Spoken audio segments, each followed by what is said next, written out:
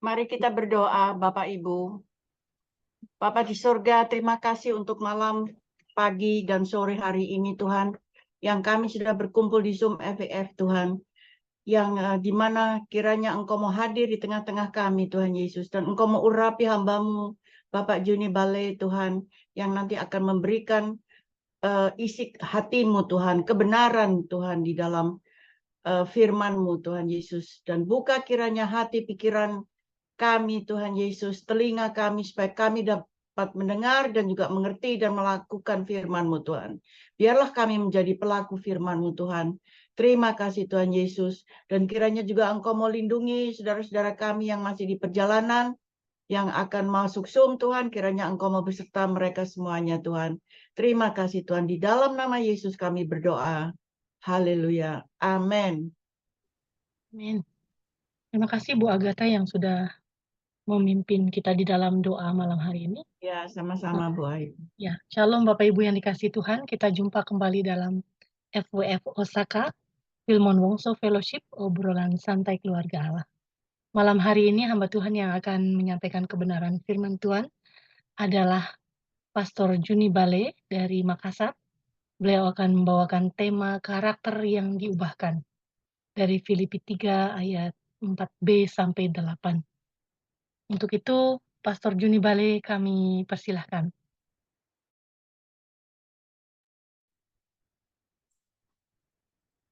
Terima kasih banyak Ibu Ayu. Selamat malam keluarga besar FWF yang saya kasihi, yang saya cintai di dalam nama Tuhan Yesus Kristus. Malam hari ini kita bersyukur kepada Tuhan karena Tuhan masih memberi kesempatan yang sungguh sangat baik untuk kita boleh belajar bersama-sama kebenaran firman Tuhan. Saya percaya bahwa ini semua karena anugerah daripada Tuhan semata-mata. Tidak ada satu orang pun juga yang punya kekuatan untuk boleh melewati satu hari. Oleh sebab itu, kalau kita boleh ada sampai dengan hari ini, kita harus bersyukur kepada Tuhan. Kita harus berkata bahwa Tuhan Yesus itu sangat baik dalam hidup kita. Hari ini atau malam ini kita akan belajar bersama-sama tentang sebuah tema, yaitu karakter yang diubahkan. Saya mengambil pembacaan firman Tuhan dari Filipi pasal yang ketiga, ayat yang ke-4b sampai dengan ayat yang ke-8. Ini adalah kisah bagaimana seorang mantan penganiaya jemaat yang bernama Saulus yang berjumpa dengan Yesus dan hidupnya diubahkan oleh Tuhan. Bapak, Ibu, dan saudara-saudara yang dikasihi Tuhan, firman Tuhan ini saya percaya bahwa seringkali kita membacanya, seringkali kita merenungkannya. Tapi mari malam hari ini kita coba belajar bersama-sama kembali untuk menjadi ingatan kita bersama-sama. Kita boleh mengingat akan kebaikan Tuhan yang terjadi dalam hidup kita. Saya akan membacakan firman Tuhan ini kepada kita semua. Ayat 4b dikatakan, jika ada orang lain menyangka dapat menaruh percaya pada hal-hal lahiriah, aku lebih lagi. Disunat pada hari ke-8, dari bangsa Israel, dari suku Benyamin, orang Ibrani asli. Tentang pendirian terhadap hukum Taurat, aku orang Farisi. Tentang kegiatan, aku penganiaya jemaat. Tentang kebenaran dalam mentaati hukum Taurat, aku tidak bercacat. Tetapi apa yang dahulu merupakan keuntungan bagiku, sekarang kuanggap rugi karena Kristus. Malahan segala sesuatu kuanggap rugi karena pengenalan akan Kristus Yesus Tuhanku lebih mulia daripada semuanya. Oleh karena dialah aku telah melepaskan semuanya itu dan menganggapnya sampah supaya aku memperoleh Kristus. Baik, Bapak, Ibu, dan saudara-saudara sekalian yang dikasihi Tuhan, saya pernah membaca sebuah kisah tentang seorang mantan gangster Jepang yang bernama Yakuza. Jepang Yakuza yang bernama Tatsuya Shindo. Dia melakukan banyak tindakan kriminal sehingga harus dipenjara bertahun-tahun. Dia dikenal sebagai seorang yang sangat kejam, seringkali berkelahi, menusuk orang, ya, melakukan penganiayaan, melakukan kekerasan dan lain sebagainya. Tetapi ketika dia ada di penjara, pada suatu kali ada seseorang meminjamkan Alkitab kepada dia, dan karena dia tidak ada kerjaan di penjara, maka setiap hari dia membaca Alkitab. Disitulah hatinya dijamah oleh Tuhan, sehingga dia dilayani oleh seorang hamba Tuhan, dan ketika dia keluar dari penjara, dia tidak lagi menjadi ketua gangster Yakuza tersebut. Sebaliknya dia mulai rajin ke gereja dan memberi diri dibaptis, mengikuti sekolah Alkitab, dan akhirnya dia menjadi pendeta, dan lebih dari 100 orang telah dia baptis oleh orang ini, yaitu Tatsuya Shindo. Dan kebanyakan yang dibaptis adalah mantan Yakuza, mantan gangster. Dan itu terjadi karena mereka melihat perubahan karakter yang sangat radikal dalam diri orang ini. Bapak, Ibu, dan saudara-saudara, saya belakangan ini hampir 2 tahun terakhir, hampir setiap bulan, paling tidak 2 kali atau 3 kali, saya mendapat tugas pelayanan di penjara di Makassar.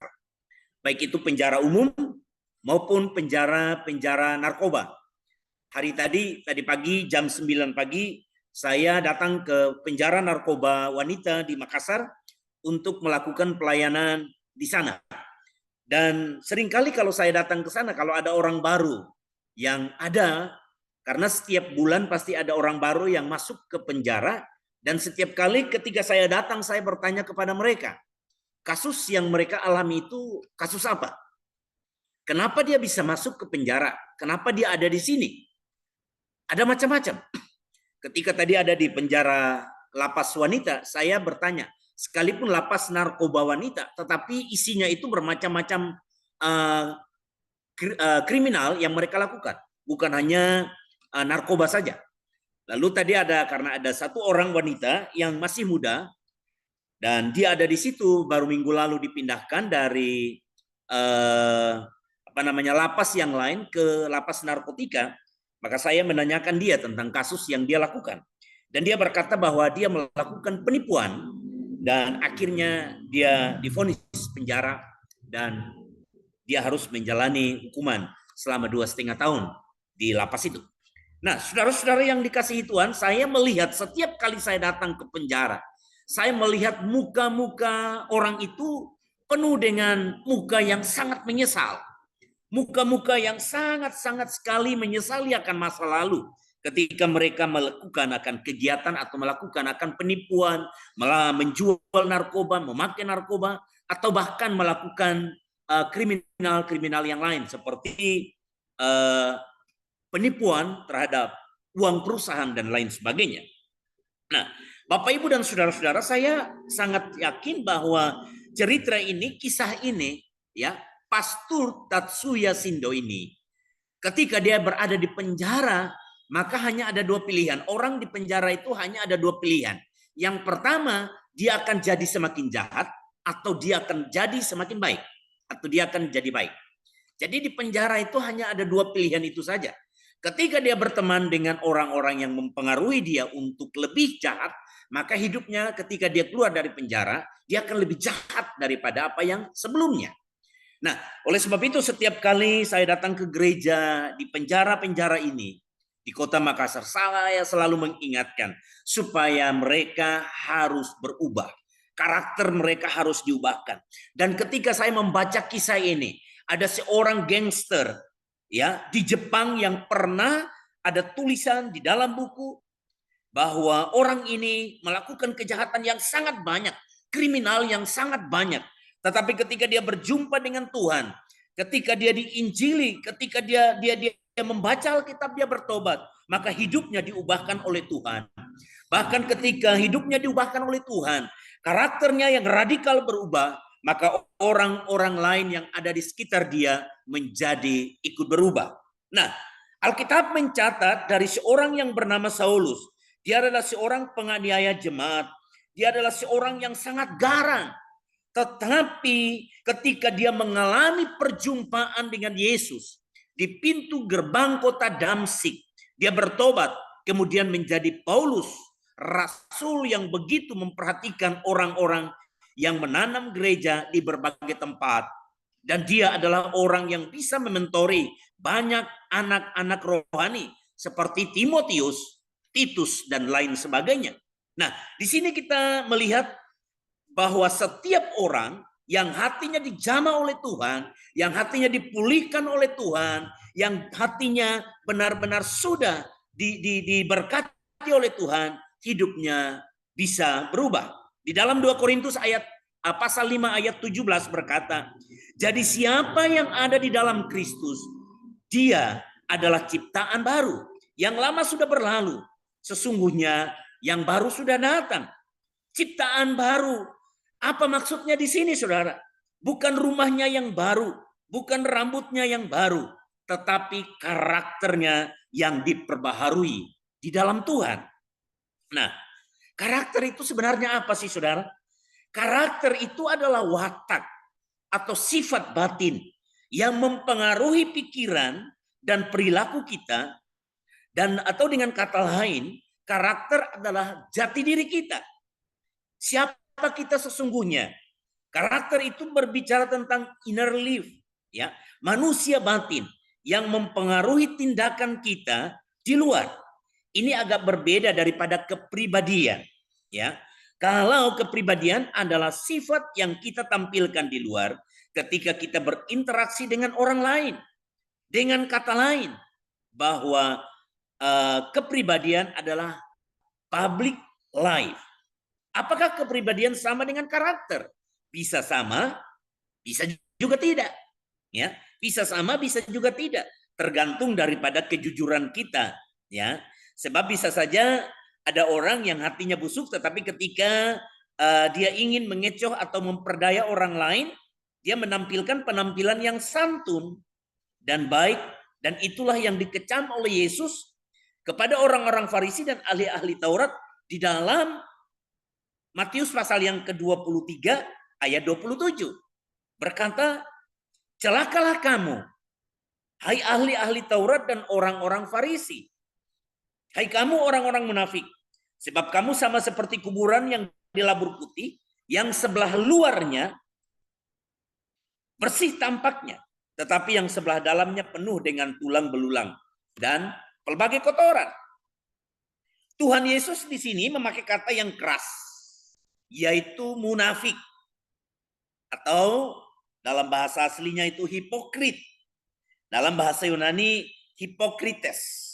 Itu orang yang sama bisa memainkan beberapa peran dalam sebuah pertunjukan drama karena dia memakai topeng. Berarti orang munafik adalah orang yang bertopeng. Ya, apa yang di luar tidak menunjukkan apa yang di dalam. Nah, sebetulnya kita lihat ketika Tuhan menciptakan manusia, manusia diciptakan dalam keadaan suci. Tetapi setelah manusia jatuh ke dalam dosa, maka perbuatan hidup manusia bahkan batinnya menjadi cemar. Tabiat dan perbuatan dosa yang dia lakukan, ya, apa saja yang meliputinya. Galatia 5 ayat 19. Galatia 5 ayat 19 sampai 21 bagian A dikatakan begini.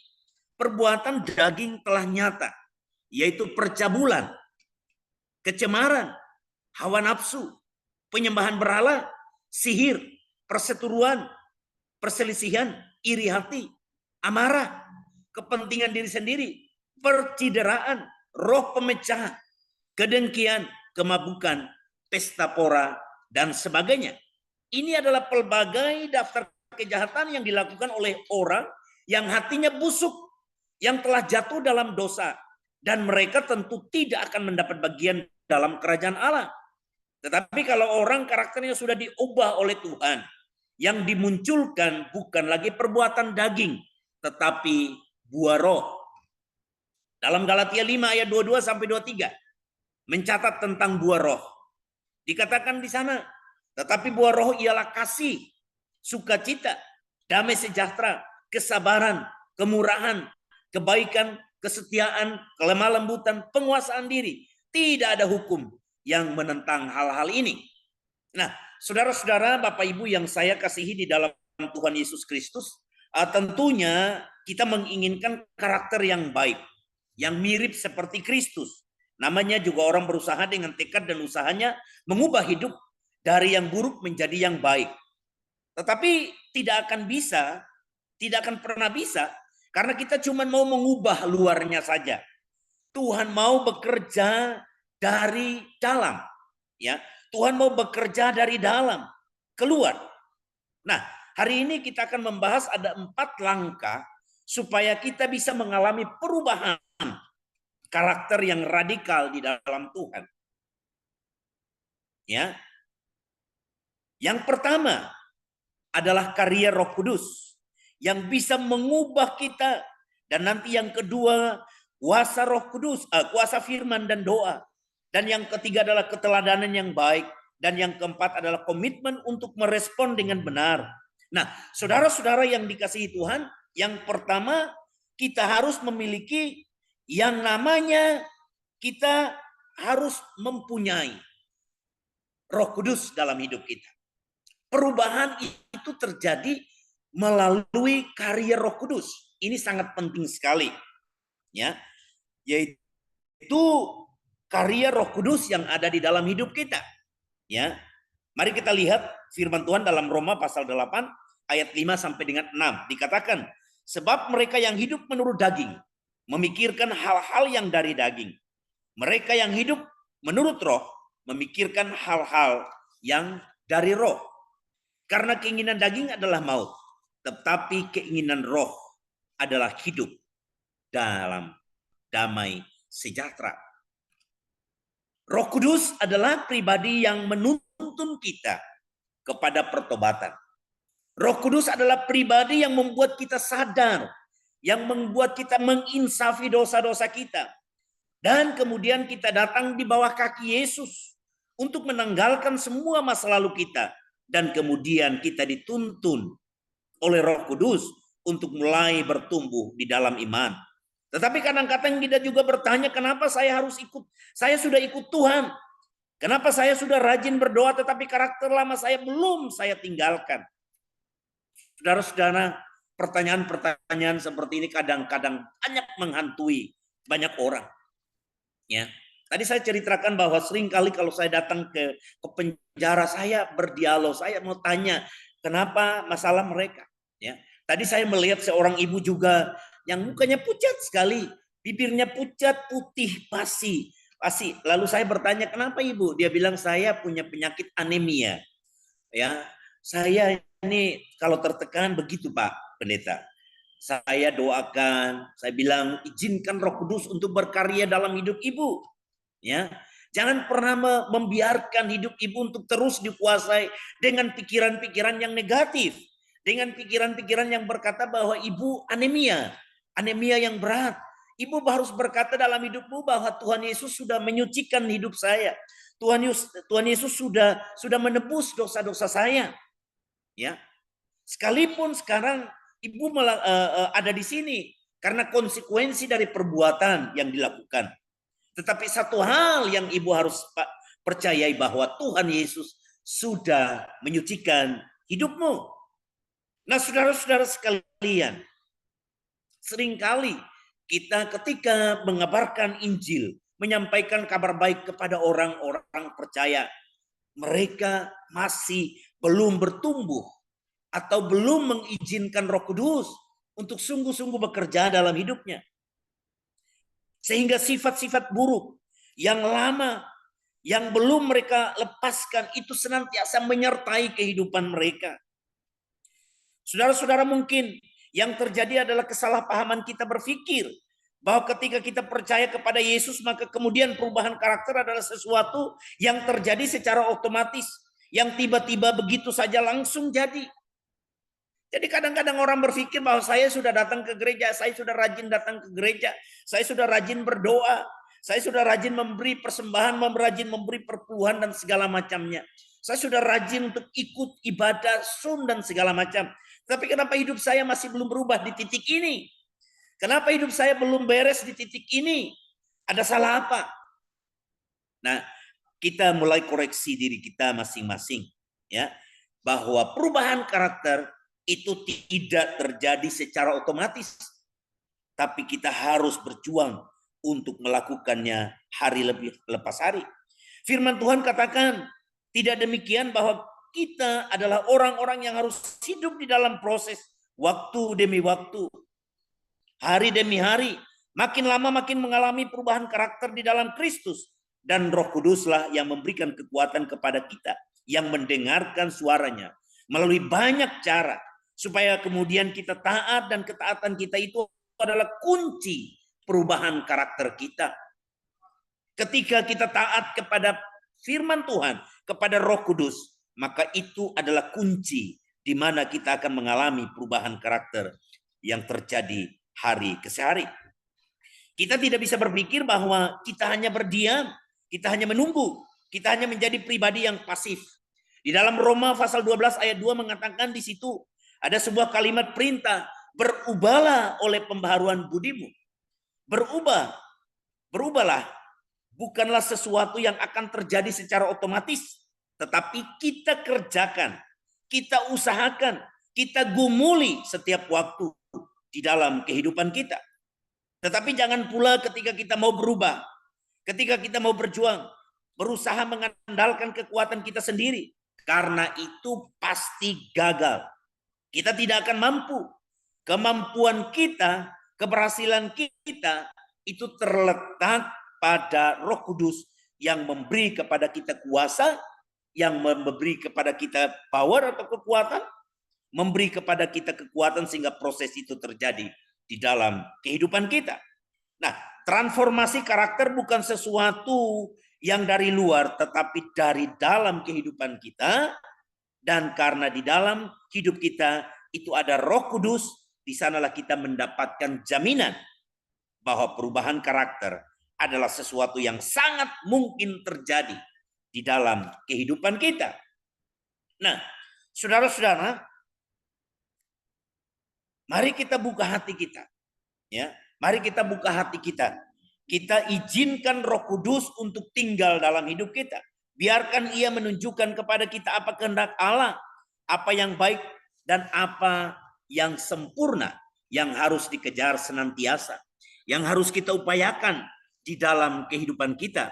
Dan biarlah kita juga menunjukkan kepada dunia bahwa kita ada di dalam pengurapannya Tuhan, pengajarannya Tuhan, kebenarannya Tuhan, supaya hal-hal itulah yang kita lakukan dan yang kita kerjakan.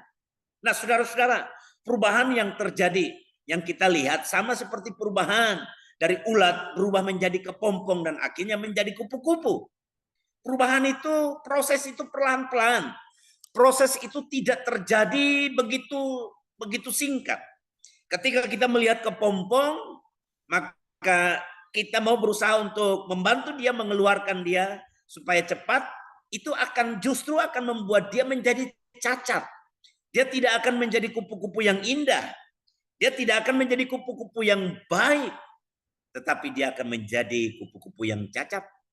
Nah, oleh sebab itu saudara-saudara, Roma pasal 12 ayat yang kedua dikatakan, janganlah kamu menjadi serupa dengan dunia ini, tetapi berubahlah oleh pembaharuan budimu, ya, sehingga kamu dapat membedakan manakah kehendak Allah, apa yang baik dan yang berkenan kepada Allah dan yang sempurna. Nah, saudara-saudara, ini adalah hal yang pertama yang kita pelajari bersama-sama, bahwa ketika kita mau berubah, karakter kita mau diubahkan, maka itu kita harus izinkan dan terima Roh Kudus di dalam hati kita. Yang kedua, kita bisa mengalami perubahan karakter itu melalui kuasa firman dan doa. Firman Tuhan di dalam Filipi pasal 3 ayat 7 sampai dengan 8 mengatakan, Tetapi apa yang dahulu merupakan keuntungan bagiku, sekarang kuanggap rugi karena Kristus. Malahan segala sesuatu kuanggap rugi, karena pengenalan akan Kristus Yesus Tuhanku lebih mulia dari semuanya. Oleh karena dialah aku telah melepaskan semuanya itu dan menganggapnya sampah, supaya aku memperoleh Kristus. Ada perubahan di dalam kehidupan Paulus ketika dia belum mengenal kebenaran itu dan setelah dia mengenal kebenaran. Sebelum dia berjumpa dengan Tuhan dan setelah dia berjumpa dengan Tuhan, ada perubahan yang terjadi di dalam yang terjadi di dalam kehidupan Paulus. Apa yang dahulu kuanggap itu merupakan keuntungan, sekarang kuanggap rugi karena Kristus. Saya percaya kalimat ini adalah sebuah kalimat yang sangat dahsyat. Firman ini, ya, ketika Paulus ucapkan, ini adalah sesuatu yang saya percaya dia sudah pikir secara matang. Dia pikir baik-baik bahwa apapun yang merupakan keuntungan dia, ketenarannya, kehebatannya, pengaruhnya, ketika dia berbicara, orang semua mendengar. Tetapi ketika dia berjumpa dengan Tuhan, dia katakan semuanya itu kuanggap rugi. Semuanya itu kuanggap sampah. Karena aku sudah memperoleh Kristus di dalam hidupku.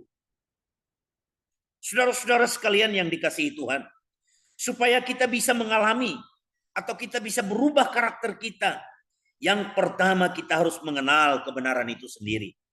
Yesus mengatakan di dalam Yohanes pasal yang ke-8 ayat yang ke-32, di sana dikatakan, dan kamu akan mengetahui kebenaran, dan kebenaran itu akan memerdekakan kamu. Rahasia hidup kita bukan terletak ketika kita datang ke seminar-seminar, atau ketika kita bisa membaca banyak buku, tetapi dasar perubahan kita itu dimulai ketika kita mengenal akan kebenaran.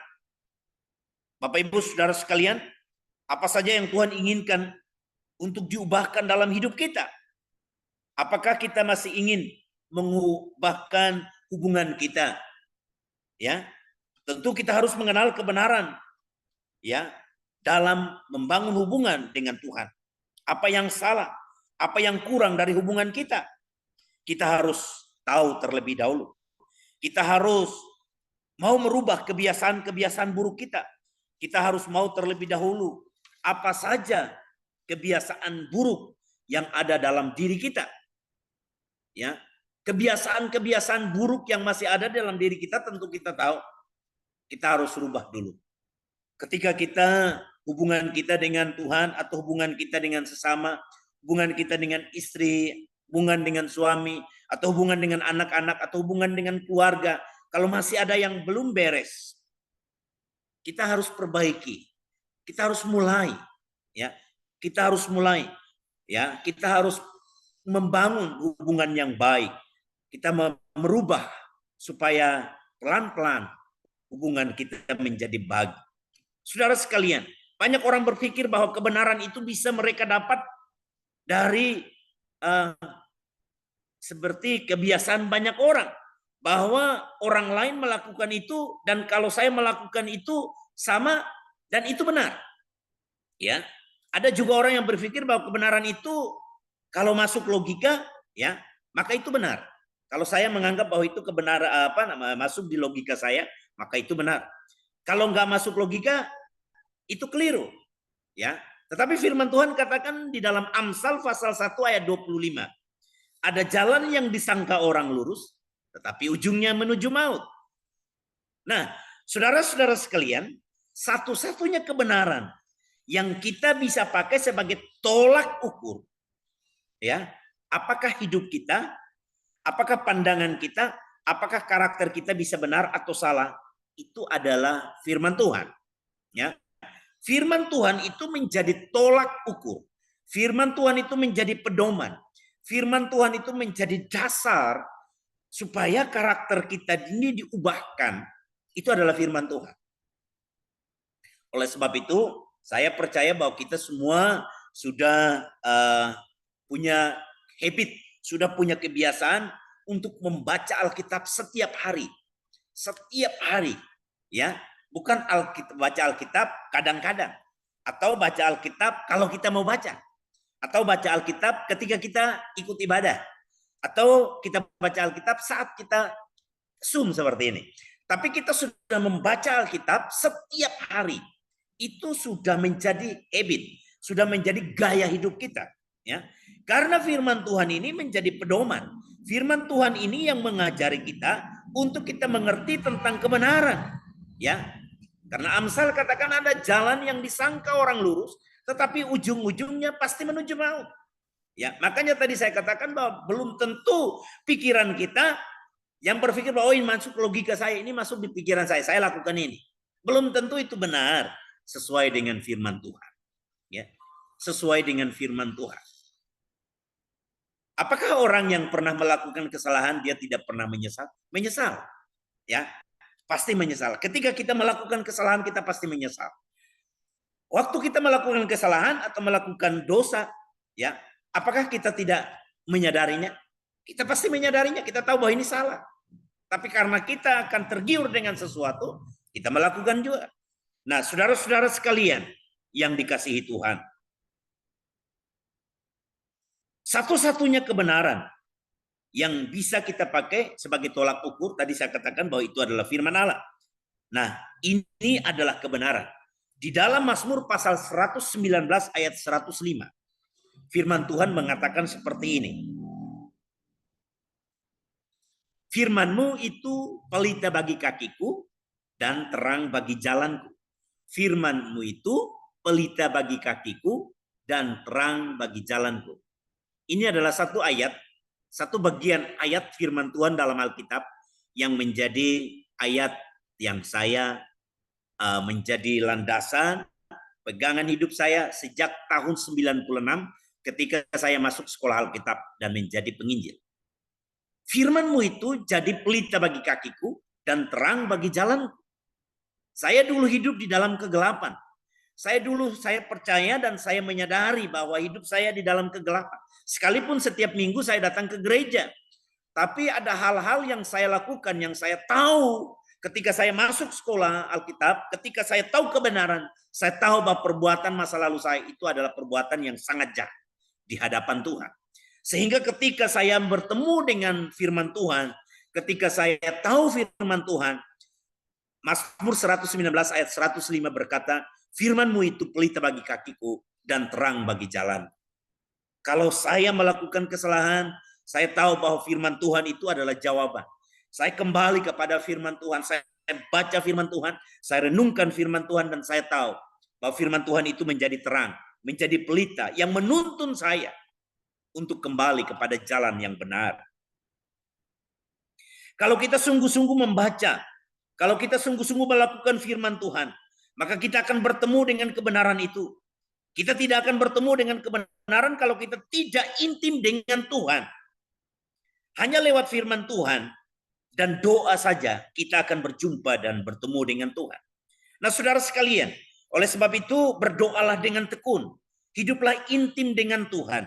Karena firman Tuhan berkata di dalam Yohanes pasal 15 ayat yang ke-7 dikatakan, jikalau kamu tinggal di dalam aku dan firman-Ku tinggal di dalam kamu, mintalah apa saja yang kamu kehendaki dan kamu akan menerimanya. Saudara sekalian, mungkin engkau membaca Alkitab dan engkau tidak mengerti. Firman Tuhan mengatakan, Tuhan Yesus mengatakan apa saja.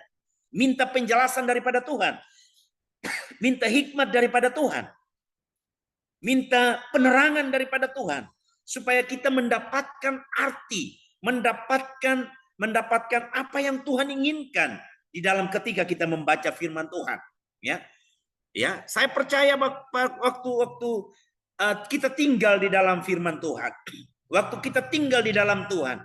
Dan kita minta apa yang Tuhan mau hidup saya lakukan. Apa yang Tuhan mau saya lakukan di dalam hidup saya.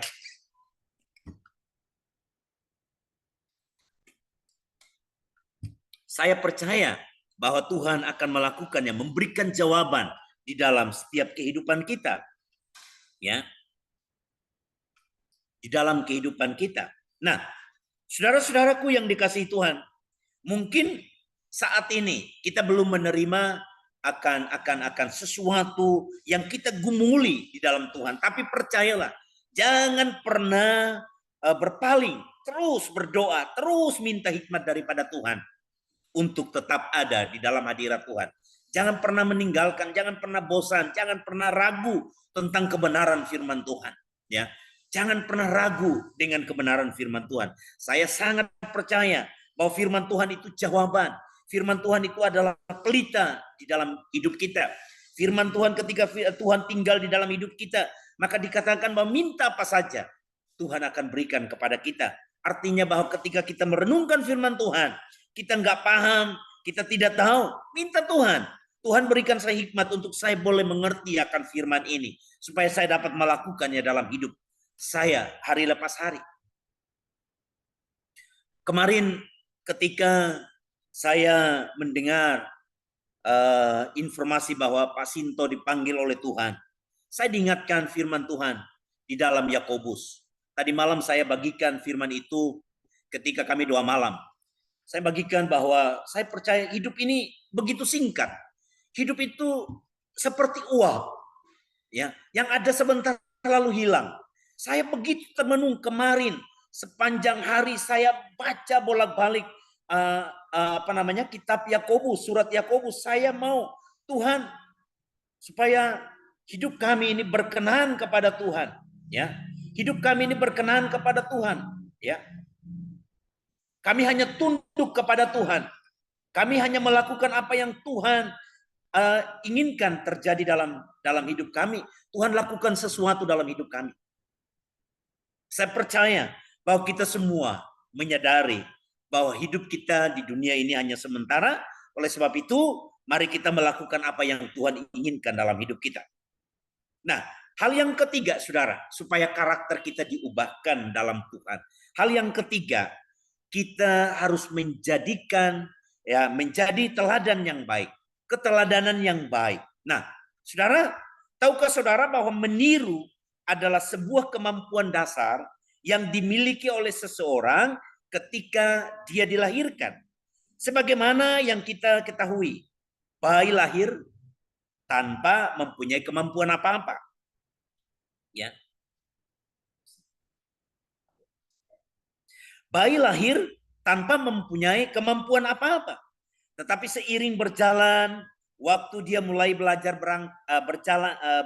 untuk merangkak, dia belajar untuk berdiri, dia belajar untuk berjalan, dia belajar untuk makan, bahkan untuk berbicara. Kemampuan meniru ini ternyata bukan hanya dimiliki ketika kita masih kecil, tetapi terus kita bawa sampai kita dewasa. Sebuah pengamatan menunjukkan, saudara, bahwa keberhasilan seseorang untuk hidup secara sehat banyak ditentukan oleh siapa yang dia lihat sebagai teladannya. Misalnya, ada seorang yang memiliki teladan, dia adalah orang yang suka makan sayur, ya, atau suka berolahraga, maka kemungkinan besar orang tersebut juga akan mengubah pola hidupnya sehingga dia hidup lebih sehat, ya. Dia hidup lebih sehat. Nah, Rasul Paulus mengerti benar tentang hal ini karena dia selalu mengusahakan agar dirinya hidup sesuai dengan firman Tuhan sehingga dia bisa menjadi teladan bagi orang-orang di sekitarnya. Hal ini terlihat jelas dari perintah yang diberikan oleh Rasul Paulus kepada jemaat di Filipi dan juga di Korintus. Dalam Filipi pasal 3 ayat 17, Paulus berkata begini, "Saudara-saudara, ikutilah teladanku dan perhatikanlah mereka yang hidup sama seperti kami dan menjadi teladanmu." Ya, jadi Paulus katakan kepada jemaat di Filipi bahwa saudara-saudara, ikutilah teladanku dan perhatikanlah mereka yang hidup sama seperti kami, ya, yang menjadi teladanmu. Lalu di dalam 1 Korintus 11 ayat yang pertama dikatakan, "Jadilah pengikutku sama seperti aku juga pengikut Kristus." Nah, hari-hari ini siapakah yang menjadi teladan saudara? Apakah mereka orang-orang yang hidup sesuai dengan firman Tuhan, memiliki nilai-nilai Kristus, atau mereka yang hidupnya sesuai dengan nilai-nilai duniawi?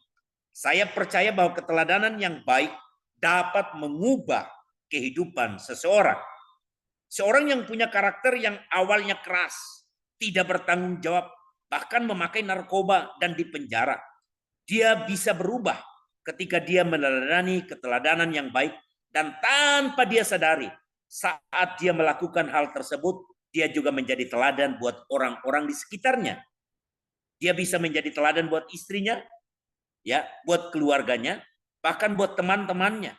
Karena mereka melihat ada sebuah perubahan karakter yang luar biasa terjadi di dalam kehidupannya. Karena itu, pastikan agar karakter kita bisa diubahkan, ya, kita juga harus memiliki teladan yang baik. Ya, memiliki teladan yang baik. Saya tidak tahu Bapak Ibu punya pernah memiliki sebuah pengajaran tentang Bapak Ibu rohani. Tapi saya sejak dulu saya diajarkan untuk mempunyai orang tua rohani, ya. Jadi saya mempunyai orang tua rohani yang saya bisa minta pendapat atau curhat, cerita tentang kehidupan kami, kehidupan keluarga, kehidupan rohani kami, kehidupan anak-anak kami, tentang keuangan kami dan segala macam. Kami bisa cerita dengan orang tua rohani tentang keadaan kita, keadaan kami. Nah, saudara-saudara, itu sangat menolong sekali, ya, sangat menolong sekali. Karena ketika kita tidak punya Bapak Ibu rohani, itu akan membuat kita kadang kita tidak tahu kalau kita punya masalah, kita tidak tahu harus cerita kemana. Minggu ini saya mendapatkan sebuah cerita yang kurang mengenakan dari salah satu member saya, yang maksudnya member di dalam komsel saya, bahwa mereka mengalami sebuah masalah yang serius. Mereka harus berhadapan dengan kepolisian. Mereka harus dipanggil oleh polisi dan macam-macam. Dan saya kaget karena kenapa kamu nggak cerita dari kemarin-kemarin? Kenapa kamu nggak cerita dari minggu lalu? Kenapa kamu nggak cerita dari bulan lalu? Padahal dia menganggap saya adalah kakak rohaninya. Ya, saya adalah orang yang dituakan untuk menjadi kakak rohaninya. Tapi tidak pernah cerita. Ketika dia cerita, saya kaget. Ya, lalu saya tegur dia, kenapa kamu nggak cerita dari bulan lalu ketika kamu ada masalah begini? Ketika sudah dipanggil polisi, ketika sudah ada masalah yang seperti ini, kamu baru cerita saya. Nah, saudara, hal-hal seperti ini kita harus pahami. Bahwa kita harus punya mentor yang baik, punya keteladanan yang baik terhadap seseorang yang rohaninya jauh lebih baik daripada kita, sehingga itu akan menolong kita, ya. Ini saya cerita seperti ini, saya bersaksi seperti ini karena ini saya punya prinsip seperti itu dari dulu, dan saya punya pengajaran Bapak Ibu rohani, anak rohani, ya, seperti itu. Sehingga saya punya patron, punya bisa melihat cara hidup mereka, ya. Saya belajar dari mereka, cara mereka melakukan, berbicara seperti apa, memperlakukan seperti, ya. Ada orang tua rohani yang dia tidak pernah bicara juga, kadang tidak pernah bicara, tapi dia melakukan sesuatu. Dia memberi contoh dengan melakukan. Dia kerja melakukan. Jadi ketika berkunjung ke rumahnya, dia mengerjakan ini, dan itu kita bisa lihat. Oh, begini. Oh, begini. Jadi kita tidak menunggu diperintah, tapi kita harus punya inisiatif untuk bekerja. Ya, ada orang tua rohani yang ketika kita bertamu ke rumahnya, dia menjamu kita, minum teh atau makan kue, taruh di piring. Setelah itu dia mencuci piring dan mencuci gelasnya, secara otomatis menunjukkan kepada kita, menunjukkan kepada saya bahwa saya harus, setelah saya makan, saya tidak boleh taruh itu di wastafel. Saya harus cuci piring dan cuci gelasnya. Tidak boleh saya tinggalkan itu. Dan itu menurun. Itu saya kerjakan. Dan saya juga ajarkan lagi kepada orang lain. Ketika ada orang yang saya mentoring, ketika saya datang ke rumah kami, saya bilang, setelah makan, saya bilang, di sini tidak ada pembantu. Jadi kamu habis makan, habis minum, cuci gelas dan cuci piringmu. Dan dia melakukan. Ada orang yang anak yang datang ke sini, saya diam, wah dia makan habis itu, piringnya ditaruh di situ, sendoknya ditaruh di situ, gelasnya ditaruh, habis itu dia sudah pulang. Ini berarti tidak baik. Ini berarti dia tidak mendapatkan mentor yang baik. Belum ada dia mendapatkan orang yang menuntun dia dengan baik. Nah, Bapak Ibu dan saudara-saudara, bagaimana kita bisa mengalami karakter kita yang keempat, ya, mengalami perubahan karakter. Hal yang keempat, yaitu kita harus punya komitmen untuk merespon dengan baik, ya. Kita harus punya komitmen untuk merespon dengan baik.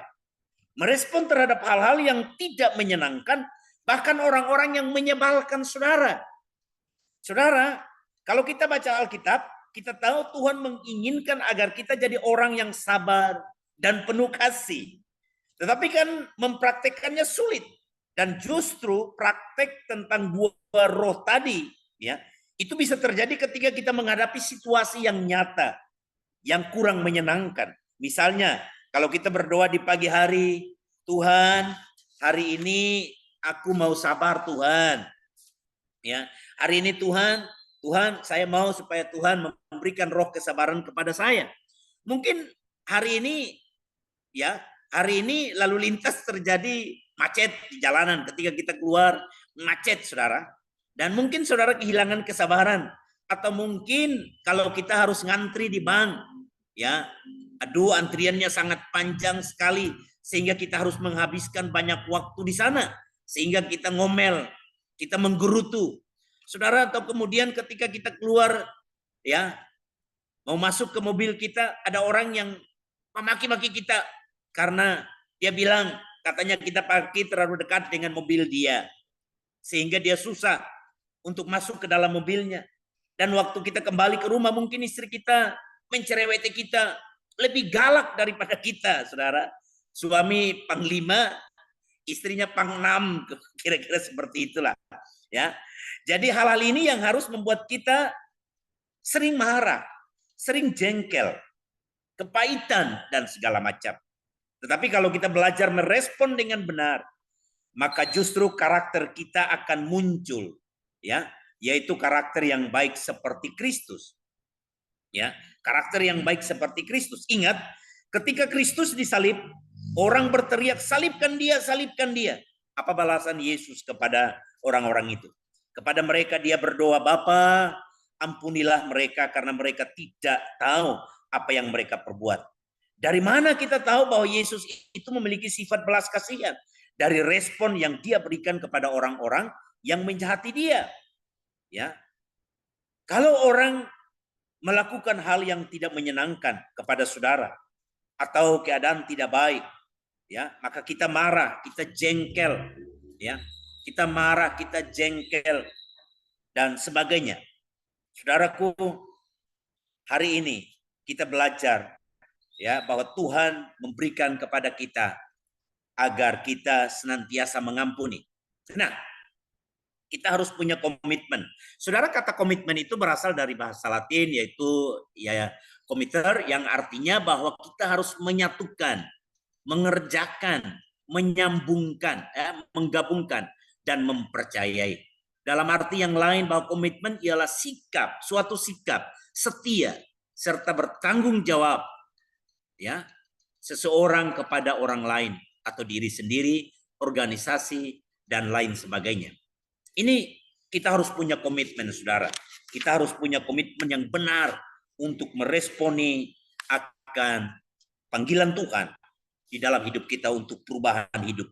Nah, saudara-saudaraku, hari ini kita belajar di dalam Lukas pasal yang ke-23 ayat yang ke-34. Firman Tuhan berkata, ya Bapa, ampunilah mereka sebab mereka tidak tahu apa yang mereka perbuat. Dan mereka membuang undi untuk membagikan pakaiannya. Nah, saudara-saudaraku, kalau 4 hal ini kita lakukan di dalam kehidupan kita, maka Tuhan akan merubah karakter kita menjadi karakter yang indah, karakter yang diubahkan. Itu karena saudara, kita ada karya Roh Kudus di dalam hidup kita. Ada firman dan doa yang senantiasa kita naikkan kepada Tuhan. Ada keteladanan yang baik. Orang-orang di sekitar kita, ya, memberikan teladan yang baik. Atau kita memberikan teladan yang baik kepada orang-orang yang ada di sekitar kita. Saudaraku, kita bersyukur kepada Tuhan karena melalui Zoom ini, FWF, kita senantiasa belajar akan firman Tuhan. Dan yang keempat, kita harus punya komitmen untuk terus meresponi dengan benar supaya karakter kita diubahkan oleh Tuhan. Nah, sama seperti Saulus diubahkan menjadi Paulus, menjadi hamba Tuhan yang penuh dengan karakter seperti Kristus, bahkan dipakai sangat efektif. Saya percaya Tuhan juga bisa mengubah kita. Maukah kita berkata, Tuhan jamah hatiku. Kalau ada hal-hal yang busuk, yang jahat, yang tidak berkenan, cabut itu sampai kepada akar-akarnya. Saya yakin kalau kita sungguh-sungguh berdoa dan taat kepada pimpinan Roh Kudus, Tuhan akan memperbaharui kita supaya sehingga kita menjadi orang-orang yang karakter kita diubahkan di dalam Tuhan. Sekali lagi, mari kita mengaplikasikan firman Tuhan di dalam setiap hidup kita, hari lepas hari, kita baca firman Tuhan, kita berdoa, kita meneladani akan sikap hidup orang-orang yang baik yang telah kita lihat, baik di dalam Alkitab maupun orang-orang di sekitar kita, yang kerohaniannya cukup baik, yang mempengaruhi kita menjadi baik. Mari kita berkomitmen untuk merespon dengan baik, sehingga firman Tuhan yang masuk ke dalam hidup kita, firman Tuhan yang kita dengar, firman Tuhan yang kita baca, itu boleh merubah karakter kita menjadi sebaik dan akan mempermuliakan nama Tuhan.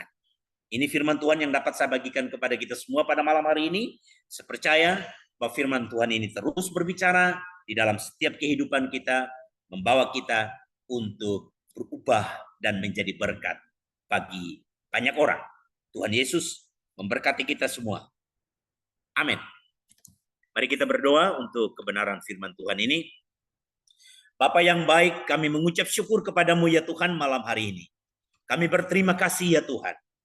Kami percaya Tuhan bahwa tidak ada yang mustahil bagi Engkau. Tuhan, kalau Saulus, Tuhan ubahkan sehingga dia menjadi Paulus dan menjadi berkat bagi banyak orang. Dia menjadi radikal di dalam memberitakan Injil kebenaran. Kami percaya Tuhan bahwa Tuhan tidak ada yang mustahil. Tuhan mampu dan dapat melakukan itu juga di dalam setiap hidup kami. Tuhan, terus tuntun kami, terangi kami dengan kebenaran firman-Mu, supaya kami setiap hari terus berubah untuk menjadi berkat bagi banyak orang. Terima kasih Tuhan Yesus. Kami berdoa setiap kami yang mengikuti akan Zoom malam hari ini. Tuhan berkati kami dengan kuasa-Mu. Tuhan lindungi kami. Tuhan memberkati, menolong, mengurapi kami. Setiap hal-hal yang kami gumuli untuk hidup kami, untuk perubahan karakter kami, untuk apapun yang ada di dalam hidup kami, yang kami merasa bahwa Tuhan ini masih perlu diubahkan. Tuhan, kami berdoa supaya kami boleh dimampukan untuk kami dapat melakukan itu, supaya kehidupan kami boleh menjadi berkat di sekeliling orang-orang di sekeliling kami.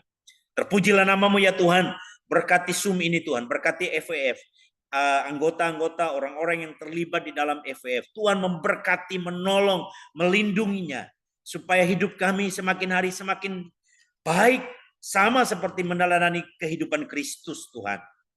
Terima kasih Engkau tolong kami Tuhan. Kau memberkati kami. Bahkan kalau ada yang kurang enak badan Tuhan, Engkau tolong, memberkati, melindungi, jamah Tuhan. Setiap kami semua jamah di dalam nama Yesus. Pulihkan kesehatan kami Tuhan, supaya kami boleh sehat, kuat untuk melakukan segala aktivitas kami, dan boleh melayani Tuhan dengan baik. Terima kasih. Teringat kami malam hari ini Tuhan, kami berdoa buat keluarga besar dari almarhum Bapak Sinto Tuhan. Kami berdoa Tuhan Yesus malam hari ini. Berkat Allah boleh tercurah atas hidup mereka. Penghiburan yang sejati turun atas ibu dan anak-anak, bahkan cucu-cucu mereka. Tuhan lindungi, Tuhan jagai semua proses yang boleh berjalan Tuhan saat ini di Surabaya. Tuhan Engkau tuntun supaya semuanya boleh berjalan sesuai dengan kehendak dan rencana Tuhan. Terima kasih Tuhan Yesus. Terima kasih Bapa. Ini doa kami Bapa di sorga. Hanya di dalam nama Tuhan kami Yesus Kristus. Kami mengucap syukur dan berdoa kepada Bapa di sorga. Haleluya. Amin. Amin.